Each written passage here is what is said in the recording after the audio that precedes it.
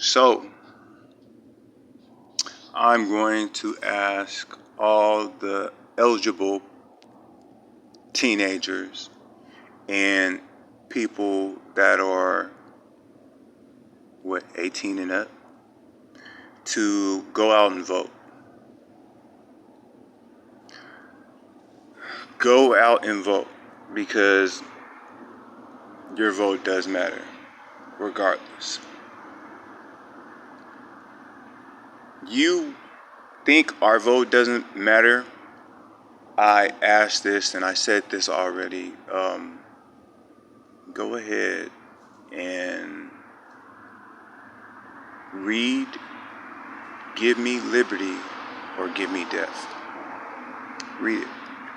And it signifies that this country needs us, whether it's for the purpose of God or the purpose of election. Anything that we do, it's for this country.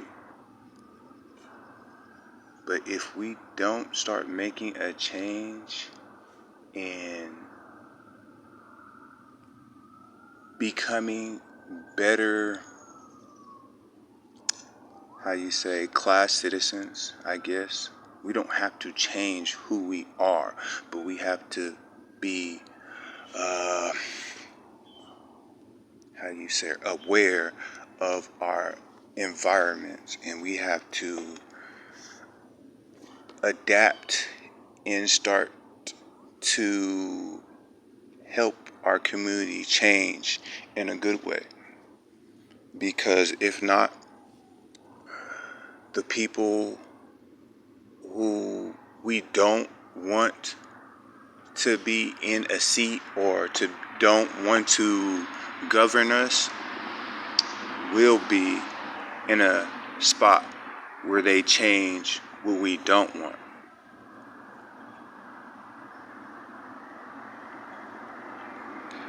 Your vote does matter. See, you might be thinking right now, these young men, these young females, that women don't matter, but wait until you have a daughter. Wait until you have a daughter that grows up and gets mistreated. You say right now that your daughter won't be like that or like this, but yet your actions will speak clearly, because, like I said, every negative thing that you do in life will come back, and you will regret what you did in the past that will lead to your demise in your future.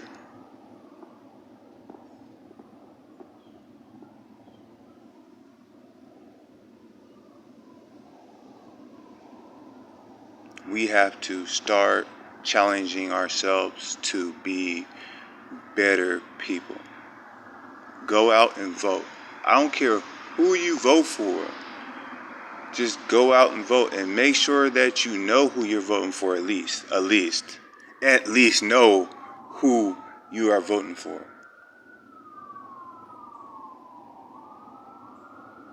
Because you don't want to be voting for a clown with a hat on, talking about free my people, you know what I'm saying? And really, it's a shame. But anyway, let's make this year count. Let's make next year better. Because I know now that until we start changing who's in that White House every time, that seat in that house is not going to be right from now on. God made it clear to me. God should have made it clear to you guys after Trump had got out of office that that house is not going to be right until they make it right until we make it right for God. See, the White House is like our ark. And these people have took our ark.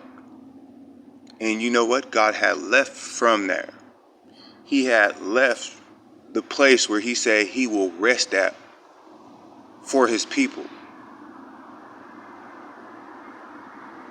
He had left there because his house had been defiled.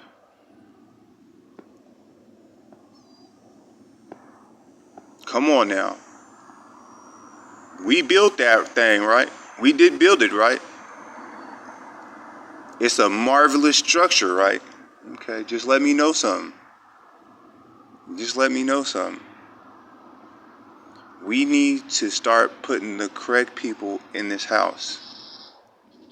Because if not, then it will never be the same. It will never be the same. I'm telling you. Whoever is sitting in that chair does not want that chair at all, because if they're not going with God, they're going against the grain, and when they go against the grain, they're going to end up in bad shape, in bad health. I do not wish that on anybody that serves God.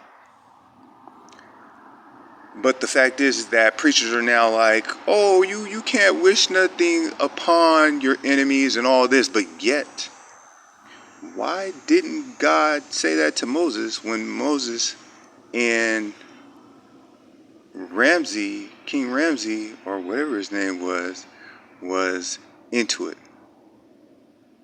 And he told Moses to go down there and tell the Pharaoh that God said let his people go.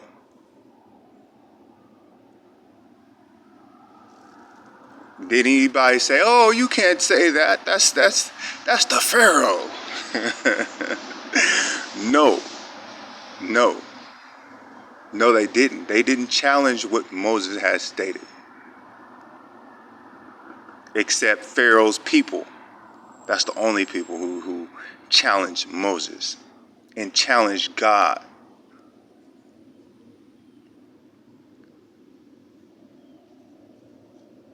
Like I keep on saying, the past repeats itself. So we must learn from our past so that we can get away from these traumatized situations and advance in life. Because that's what God wants us to do. He wants to advance in life, advance in his purpose, advance in his blessings that he wants to bestow on each and every one of us. But that starts with us voting. Get out there and vote. Get out there and vote. We make the change. We make the difference.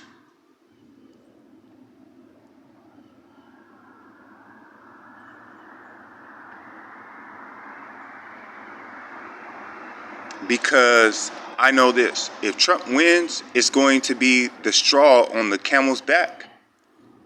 It's going to be the breaking point of the camel's back. Yesterday was hump day, so I should have used it then. But this is what I was just thinking about yesterday. And I wanted to say something about it. But somebody had also brought it up to my attention today when I was listening to the radio. So I wanted to speak up on it. Because the fact is that they say church shouldn't be in politics and politics shouldn't be in church. But yet God governed all that. In Moses' era, that's what God did. He created a government.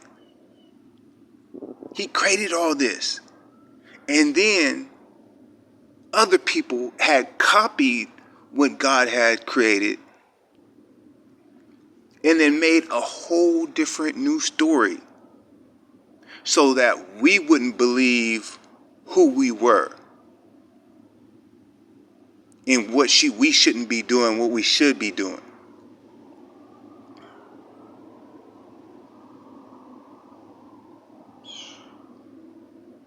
Is God mad that we've been in this era all this time?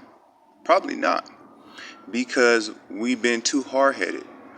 Not us, but the people in the back of us have been hard-headed, or they didn't have the courage like we have the courage today.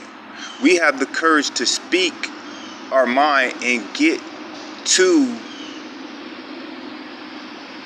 a lot of people because of technology.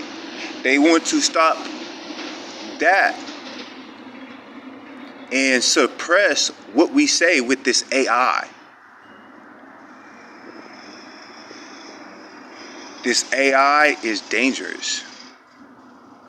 They need to put a hold on all this, because I believe that the UN as a group should come together and put policies on how AI should be used. AI should be a robot more than the internet, because it's messing up our kids' intelligence. It's messing with your intelligence.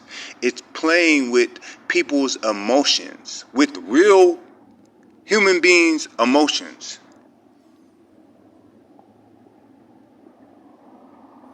That is only for the devil. And then they want to say, well,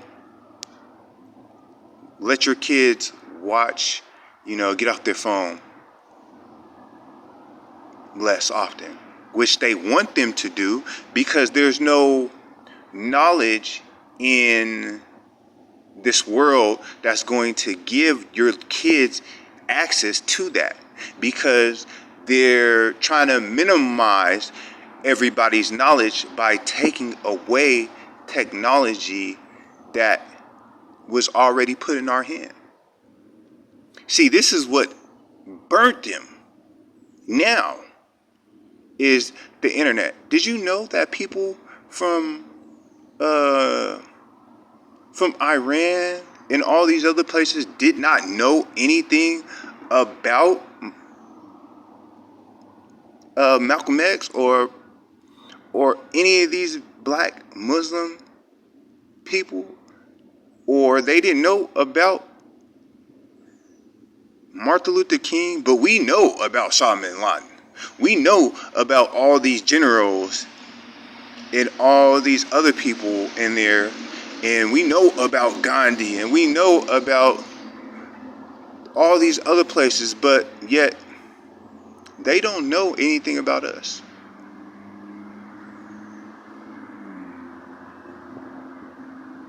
Which is the same. They only know that we make good music, that we trend. They don't know how we are business people, how we're executives, how we're regular human beings just like them, that we like to have fun. We like to laugh. We like to cry. We like to have our peace. We like to enjoy nature. We like to get to know other cultures. They don't know that. So let's go out there and show these people from different cultures that we're different from other people.